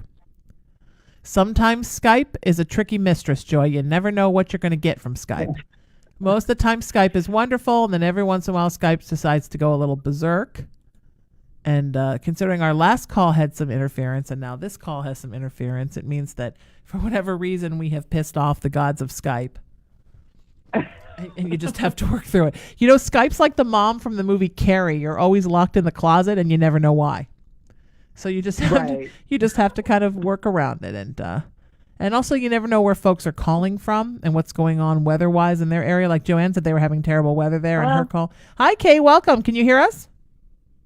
Yes, I can hear you guys. Oh, that's way better. Welcome to the show, my friend. How are you today? I'm doing good. My question was pertaining to my life and my love life. Okay. I was just wondering what you guys see for me in the future, if we're planning on moving out of state, or if me and my husband are, good together, or what do you guys see? Joy, you or me? I don't want to interrupt you. Okay. What I pick up is that you and your husband are good together. Are you a little bit nervous about moving out of state? A little bit. Yeah. Okay. It's almost like, it feels like you're sort of nervous. You're leaving family behind, aren't you? Yeah, I am. It's hard. Okay. So it feels like that what it feels like is that there's an aspect of your inner child that wants to hold on to family. Does that make sense? Yeah. But my thing is I want my kids to have a better life, so that's the whole reason for us moving. Yeah. Got it. Does that make sense? Like, it does. It does make sense. It's just not. I don't think that the environment that they're in is going to be beneficial in the long run for them. I think that if we move, we're planning on moving to Texas, but I just don't know if. I've lived there before, in a past marriage. In a past life. I'm just, is that going to be good for us? Do you see us financially? Do you see us, what's going on? Like, that's what I'm worried about. If we're going to be able to make it on our own. Like, I feel like you're going to be able to make it on your own, and it's going to be a better environment for you. What I'm picking up on is, because you said something about a past marriage, that they may be some old emotions did you and your ex-husband, a previous husband, move to Texas and it fell apart? Yeah. Okay. Yeah. He still lives there, and he's remarried twice since me. Okay. Here's what I'm picking up on you, and where all that I feel like all this nervousness around it, or all this emotion, or this anxiety that you feel about this. Does that make sense? Mm-hmm. Yeah. Okay. Here's why it's coming up. You said, boy, I did. The ego was saying, remember last time when you moved with a husband to Texas, what happened? And I feel like that's coming up for you right now. And that's where that fear is coming from. This is not the same relationship as your past relationship. It is completely different. And you know that on so many different levels. Yeah, we've been together over 10 years. This is my longest relationship that I've ever had. And he is not your ex-husband. Okay. No. Yes. So when that fear is coming up, all it is reminding yourself of when you made this move once before, what happened. And what I would really, really love for you to focus on is what you want to create instead of worrying about what you created in the past. Yeah. So let me ask you, why does he keep asking me if I love him? Is there some kind of doubt in his mind after 10 years? Or does he think that I don't love him? No, he just... I'm sorry? Go ahead, Gina. Go ahead, Gina. He just feels he feels that you're not ready to give yourself 100% to him because you still have stuff from your ex-husband. So you have doubts and concerns that this relationship, like Joy said, is going to turn out to be what that relationship was. And he can feel that worry in you, and he equates that worry with you don't love him. So maybe you should sit down and have a little talk with him and just tell him, look, I love you so much, but I worry that this is going to fall apart. I've done that so many times. Like, I feel like he's just insecure with the fact of me ever having any other relationships for him. I think he's just insecure with the fact that he knows that you have stuff from being in situations that weren't great for you. And I think just generally, sweetie, he just generally has some insecurity. And he's a lovely guy, but he's got some insecurity. He is. He's an Aquarius. Oh, yes. And Aquarians need to be convinced of things all the time, and they can be very distrusting, right? They cannot believe when you tell them the first 100 times. And they also have a hard time ever landing on they have a hard time, making a decision and committing to something in their mind. And he has trouble committing to the fact that you actually love him. The doubts keep coming up. Aquarians are full of doubts, and the doubts keep coming up. But it's not about him. It's not how he feels about you at all. It's that he generally worries about how you feel about him. So financially we'll be okay and everything? Yeah, you're going to be fine financially. Yeah. Yeah. If you would do what about I'm sorry? Sorry, my kids, are they going to be okay with the move? Yeah, they're going to be fine with the move. Okay. I'm the most worried about you. Everyone else is going to be fine. I've got a lot of family members, and so I worry a lot about them, Yeah. I worry that you... I have to put my family first. I worry that you don't purge enough, sweetie. I worry that you don't purge enough of the toxicity that you deal with every day in life out of you. It feels like you hold on to a lot of stuff. And I think the best thing at this point that you could do for your kids, for you, most importantly, for your relationship with your husband, for your new life in Texas, is you just have to sort of take like a spiritual laxative and just let it all go. Because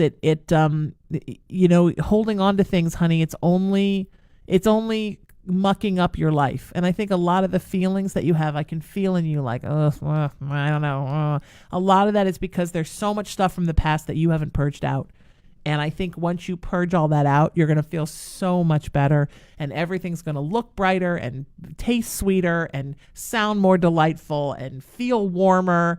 All that stuff that happens to us, and it happens to all of us. It builds up inside of us. How do I get it out, though? I mean, I don't understand how to release it. I cried like a baby, about a week ago to him in his arms. It's good. have just a couple drinks, and I cried. I mean, I cried like a child. Like I haven't cried like that since my sister died. But you know, he just held me, and like I felt like I had such a release. But Yeah. I don't know how to You get need rid to of do what more of other that. stuff is in there. You need to do more of that stuff that needs to come out. You felt so great because that's the stuff coming out. Sometimes it helps sometimes for me, and it helps like when I'm in my car and I'm by myself, I'll just start having conversations with myself about stuff and just talking it out and talking to people that aren't there, living people that aren't there I do that all the time. and it helps me sort out what's going on. It helps me sort through things. It helps me see how to let things go. And I understand it's in my life, it's been very hard for me until just recently to let things go.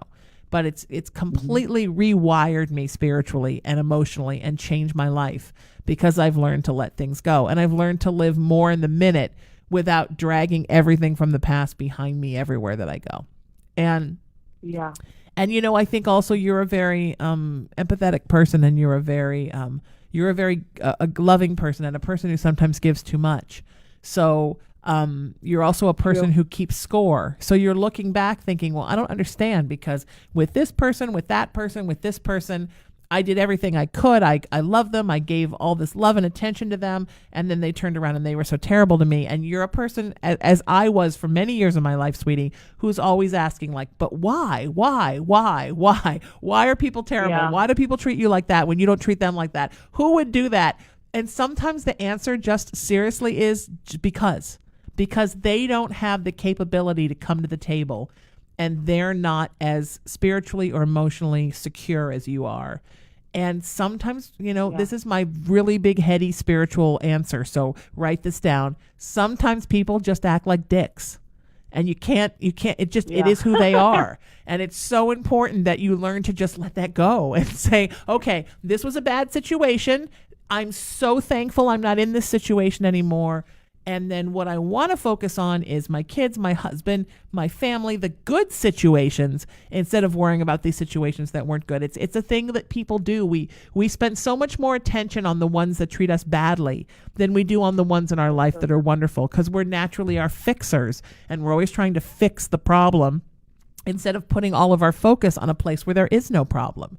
So, love hard those that are wonderful to you, and let the rest of it go. Yeah. Do you guys see me doing anything on a spiritual level? Where are you moving to in Texas? We were thinking about moving to New Braunfels, Texas. New Braunfels. What is it close? What major city is that close to? San Antonio, kind of by San Antonio, Austin, in between Austin and San Antonio. Okay. So San Antonio and Austin have amazing stores in different places that you could go to and that you could visit, that you could connect more to your spiritual self. Yeah, like I've kind of connected more with my spiritual self, like opening up about who I am lately. Good. And not being so shy, like about what things that have gone on in my life, spiritually and stuff. And I just was wondering, like, do you see that working out, or? Absolutely. I do see that working out. Absolutely. I do see that working out. It's about joining some meetup groups and meeting some like-minded people. And once you do that, you'll just take off. Yeah. And you're going to learn so much about who you are. And then you're going to learn this amazing thing. You're going to learn, here's my very depressing diagnosis. You're an empath. And and once you realize that you're an empath, you will go through your whole life continually face palming yourself, as I do. Like, oh, that's because I was an empath. Oh my God, because I'm an empath. Oh, that's why I did that. I'm an empath. That's pretty much going to be the rest of your life. But with that is going to come this amazing levity, as every time you say, oh, that's because I was an empath, all of this stuff just leaves your system. And you'll realize that you hold things because empaths, we have the curse and the blessing, when you learn to think of it as a blessing, to feel like the whole world is our responsibility. And it's a beautiful feeling, and it's a terrible feeling.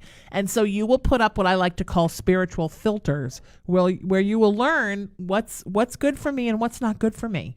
And what can I take in and what don't I take in? And I always sort of use the analogy that it's like when you take the pasta out of the pot and you put it in the colander, and all the water and the crud that you don't want anymore drips out, and what you want stays in there.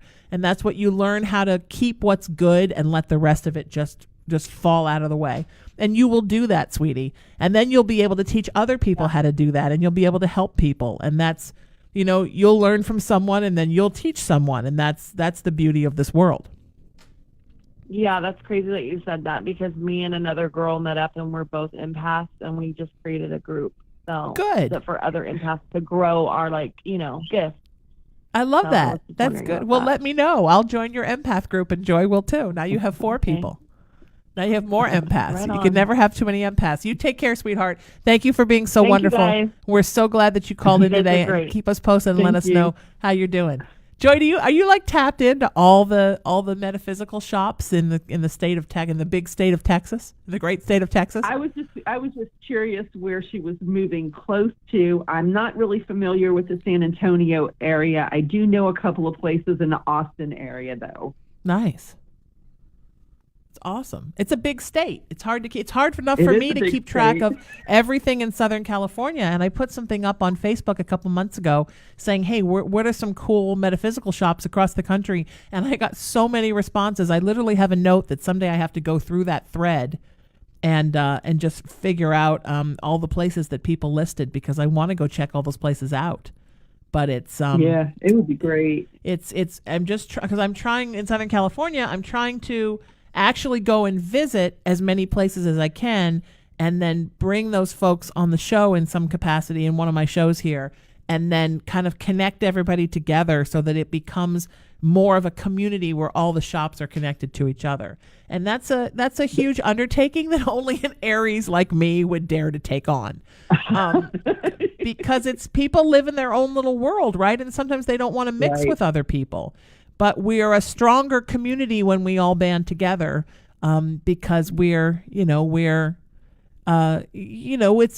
what has been very much kind of a fringe community from mainstream America, and we need to band together and get stronger, because there's so many people out there living all over this country, and I'll just focus on this country because this is the only place I've ever lived, that are empaths, that have psychic abilities, that are seeing spirits, and they don't know who to tell, and they don't know who to talk to, and they think it's their fault. And the more we spread awareness, the less anybody ever has to feel alone. And if I could That's have one correct. wish for the world, it would be that no one ever had to feel alone, My favorite comment is when we get new people that walk into the store for the first time, and mostly it's because they feel ghosts, or they feel spirits, or it's their spirit guide, or it's a loved one that's crossed over, and they're waking up for the very first time, and they walk into my store and they'll say, "I'm going to tell you the strangest thing that you've ever heard." And I said, "I can promise you it's not the strangest thing I ever heard." I can promise probably too it's not. And I don't even know what it is yet. And is it So it's just more and more people are waking up all the time. Yeah, and is the story usually of some gift that they have that they think they're the only one that has it, Joy? Or they feel like that there's a spirit in their house, and they finally come to the conclusion that there's something in their house. I've done house clearings where we go out. We have folks that go out for Miracles of Joy to go out and clear people's energy that's in their house. And I'm going to tell you, 9 out of 10 times, it's a loved one that has crossed over. Yeah, I believe that. Sure. I absolutely believe that. Yeah, well, that's good when it's a loved one, right? When it's creepy is when it's not. When it's some crazy thing that Right, grew up out of right. the earth or something, that's when you want to just run screaming. Right. And it's like, one I can keep in mind is what it was is they just had a baby, and her mother was checking in on the baby and Aw. used to do the laundry. Oh, that's awesome. Yeah, have you ever encountered anything like really terrifying in a house? I have not really, I've had people who were terrified, about what was going on in their house. But when we walked in, it was like we did not feel the same thing that they were feeling, but we went through and cleared it. Okay, well, that's important, right? I think sometimes it's our own fear. If it's something invisible, we become more and more scared of it. The more and more scared the person becomes, the more and more negative they think it is. Does Yeah. that make sense? Yeah, sure. But you've never actually encountered anything that really was awful? Not awful. Well, like the spirit that attacked me at Tierney's? What about that thing? Well, I have never had anything like that happen. Yeah, really? Oh, welcome to my life. Really? Yeah. So when I was out there for Embrace Your Spirit in the fall, the last night was a paranormal gallery at this haunted kind of Old West restaurant called Tierney's. And we were all up doing the gallery, and there were 6 of us plus you, or 5 of us plus you. Right. And I think there were 6 of us that were doing we're it. all up in front, and all of a sudden I start feeling this thing around me, and then it just hauls off and punches me in the shoulder. And the pain kept getting worse and getting worse and getting worse. And finally I had to go into the bathroom, and there was a bruise where the thing had hauled off and hit me. So I came back and I told everybody, look, this is what's going on.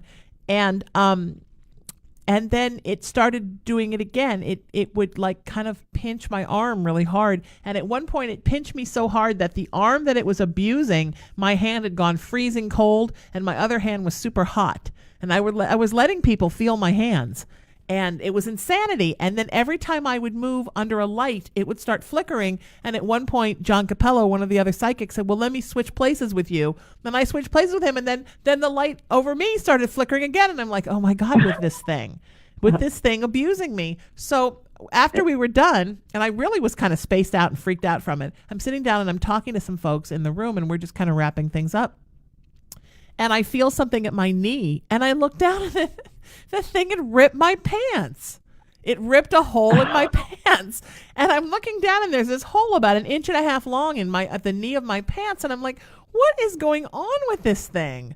So sometimes when I just taught a class at Citrus College out here, and on spiritual protection, and I wore my sewed up ripped pants so everybody could see the pants that the ghost abused. Those are now going to go in my paranormal museum, the ghost pants. But what's up with that? I mean, but I think because I grew up in a haunted house and I'm a paranormal survivor, I think that spirits know I'm there, and I oftentimes have to protect myself from getting the crap beat out of me. In the same way that it's interesting, I have a friend who was very heavy into drug use at one point and has been sober for many, many years. But whenever he's in a crowd, or we're at a party, or we're at a busy place, if there is a drug dealer in the crowd, they will come up and say, hey man, you need anything? Like they can just feel it coming off of him. And I think it's the same thing with me. I think I feel like a recovered paranormal victim. And they're like, oh, there's one we can poke. So I'm looking so forward to coming to Texas twice this year and getting the living shit beat out of me again. Because well, Tierney's is an interesting place because it's the haunted house of a doctor who used to have to be kidnapped by Bonnie and Clyde to fix up their gang. So there's some interesting frequencies that go through that restaurant. Wow. Yeah, it's interesting for sure. All right, we have time to take one more. Let's do it. Okay. Again, this is so much fun, and I'm having such a great time with you, and we need to do this like more often. I love my new format. I love that we're doing this, and you know me, I just love everything, and I'm just super excited about it. Does my enthusiasm ever get old with you? No, it doesn't. Okay, good. Because, you're a Capricorn, so you're a little different. And I could be Aries. So funny because I am an Aries sun, Capricorn moon, which I don't know what devil thought that up, but that's an interesting one. So because the moniker for Aries is I am, I always laugh that every time my Aries says I am, the Capricorn says, no, you're not. That's pretty much how I get through life. All right, we're going to get Brittany on the phone right now, and she's going to be our last caller for the day. But again, I'm going to be back in a couple hours doing this again, so you can text me 818-437-0886, and I can get you on the air for my next show that starts at 5 o'clock Pacific time. It's my Sheena Metal Experience show, but I'm going to be doing this same format. Brittany, welcome to the show. How are you? Hi, I'm good. How are you guys? Wonderful. It's so good to have you here. Good. Thank you for having me. I appreciate it. Absolutely. What can we do for you, my friend? Well, I was just wondering if you guys had any pick up anything. Kind of had a chaotic year, so it's been a while since I've kind of tuned into doing something like this again, and I was just wondering if there's anything you guys see or feel. There's kind of a lot of negative going on and not many changes like I was hoping, but yeah. Well, I think you just have to... Okay, so first of all, Joy, do you want to start? You want me to start? You go ahead and start because you picked up on something right away. Yeah, the negative... This crazy time is about to end. you've this whole feeling of being spun out and exhausted and like you're constantly boxing an invisible thing that you can't see. It's almost at the end, and and what's come out of it, you'll realize when it subsides, is an enormous period of spiritual growth, sweetie. That you kind of had to go through all this stuff so that you could sort of ascend to the next level. So don't let it get you down. Because don't let the turkeys get you down. Remember that when I was a kid, that was like a poster that was weird. Because it's really it's for a reason for your growth. And honestly, the feeling of being on the roller coaster or the teacup ride at Disneyland is honestly just about over. So things are going to get better about April, May, June. Things will be really settling down. But that sounds comforting. The trick is for you not to stay negative or allow yourself to get negative in the face of it. Yeah, I think that's a big problem, is kind of pushing it out and keeping it out. Yes. I'm very good about keeping positive for myself and everybody else around me, but it's hard to maintain that, I guess. It's draining. Yeah, absolutely. Yes. Joy, did you want to add something? I do want to add something. What I would really like you to do is try to focus on what's happening as an observer. Do you know what I mean when I say that? Yes. That's all I try to do, actually. If you become an observer, chaos is here. And what I mean by that is our lives are going to have chaos in it. We're going to have our ups and we're going to have our downs and we're going to have our chaos that's going to come our way. It's learning how to find peace among the chaos. Mm-hmm. And sometimes it's not about trying to fix everyone around you or fix everything around you. Yeah. It's more about just being an observer and allow people to fix their own lives. I think that's the hardest part for me. You can be there for someone, and you can hear, be there for your friends, be there for your family, hear what's going on, but you don't need to fix it for them. They need to kind of fix it for themselves. And you can give advice, but don't plug your energy into wanting an outcome. Does that make sense when I put it that way? Yeah, it does. Absolutely. So it's like people are pulling you. If I said that you're a bright light and you feel it, do you ever feel like, you wonder why you have those words written across your forehead? Why tell me all your problems? Yeah, yes, absolutely. Yes. It's like I'm a magnet for it, and it's just... You get strangers that just will come up and tell you some of the most personal things about themselves, and you say, hey, why did they do that? And part of that is... It's your vibration. You have a very high vibration, and people are sensing that vibration about you. And that's why everyone is naturally drawn to you. You're probably a natural channel, which means you ever feel like when you're speaking to people that you feel like someone's speaking through you? Do you know what I mean when I say that? Yeah, sometimes it's like things that come out of my mouth. I'm like, where did that even come from? But it's comforting for them. So it's, it works. It's your natural channel, which means you allow your guides, your angels, whatever you want to, whatever label you want to put it, speak to you, and you come from this heart space of giving them true wisdom, and you allow that your human side to kind of move out of the way and not be judgmental in that moment. You come from that pure spirit to give them that kind of information. Yeah. Mm-hmm. Yeah. That's definitely. But it's really hard to not.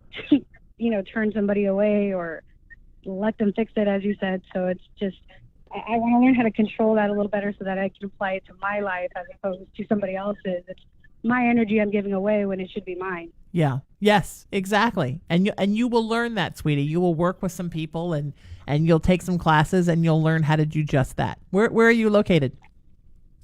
West Covina. Oh, good. So you're close to me. All right, California. Good. Yeah. Yes. I'm in Sherman Oaks, so that's wonderful. Yeah. And that's so I will let you know. I'm also in Huntington Beach, and I'm going to be doing things kind of in both areas. And sometimes I'm out in that area. I was just saying I teach once a semester at Citrus College in Glendora. Oh, really? And wow. So I may be doing some stuff out that way, and I'm always doing stuff out this way. And you're always welcome to anything that I'm doing. I will let you know, and please come and visit me. Oh, please do. I would really, really enjoy that. And thank you so much for being here, and you keep me posted and you let me know how it's going, okay? And I would absolutely love that. Thank you for helping us wrap up the show today. You're fantastic, and it was great to have you here. Joy, great to have you here. Where can people find you online, my friend? They can find me online at joykauf.com. So it's JOYKAUF.com. I'm also on Facebook under Joy Kauf, and they can find me at Miracles of Joy Metaphysical Center. I am located at 701 South Old Orchard Road. That's Suite C, and that's in Louisville, Texas. Awesome. And I will be there June 28th through 30th. My conference is called Aspects of Spiritual Awareness. And then I will be back in October, November for Embrace Your Spirit, and where I will be embracing lots of spirits and maybe getting socked in the eye by a ghost. And I'm so excited to come out and see you in June, because I had such a great time last time. And when I leave next time, if your cat is missing, I put him in my suitcase and took him with me. Cause I will know that. Joy has this cat, man. We know each other from another time. Like, there is a thing with me and this cat. My husband would gladly give you the cat. He offered to give me the cat. He even brought a little priority ships box for him. Like, here, just please, we can know if it ships, it fits. We'll make it work. He's going to be fine. But yeah, I know. But you're a little attached to him, so I can only have him when I visit you. So I have to come out and visit you a lot. Know. But I had such a beautiful experience with you, and I'm looking so forward to going back there. And I thank you for being a part of the show. Thank you, Joy, for being here. Thank you, everybody who got on the air with us. Thank you, everybody who watched and listened. The link will be up everywhere where I am on Facebook. And absolutely a joy to be here with everybody. And we're going to be back today, 5 to 7 p.m. My daily show is the Sheena Metal Experience. We're going to be doing this new format that I do every week on Haunted Playground. I'm calling it Lightworkers Unite. 5 p.m. Pacific today. I'm with Rebecca Haywood for 2 hours. If you want to get on the air, 818-437-0886. You can always text me, even if you want to get in the queue to be on the air for a future show, 818-437-0886. I'm at SheenaMetal.com. I'm at hauntedplayground.com, latalkradio.com. I'm also at IamRaisingTheVibration.com and RaisingTheVibration.org. That's my movement of peace, love, kindness, and unity. And my spiritual practice is at IamRaisingYourVibration.com and at SheenaMetalSpiritual.com. I am available for readings, healing, spiritual counseling. I do workshops. We have gatherings for the movement. I do a wonderful paranormal night with my friend Patty Negri called Antiques Ghost Show. So much going on. Get on my mailing list, and I will keep you posted. Until we see you next time, it's Haunted Playground. If it's spooky, scary, psychic, or spiritual, it belongs right here on the Haunted Playground. I hope you all got some help, got some healing, heard some great people, had some fun with Joy Kauf. We'll see you next time. Thanks for listening. Stay spooky.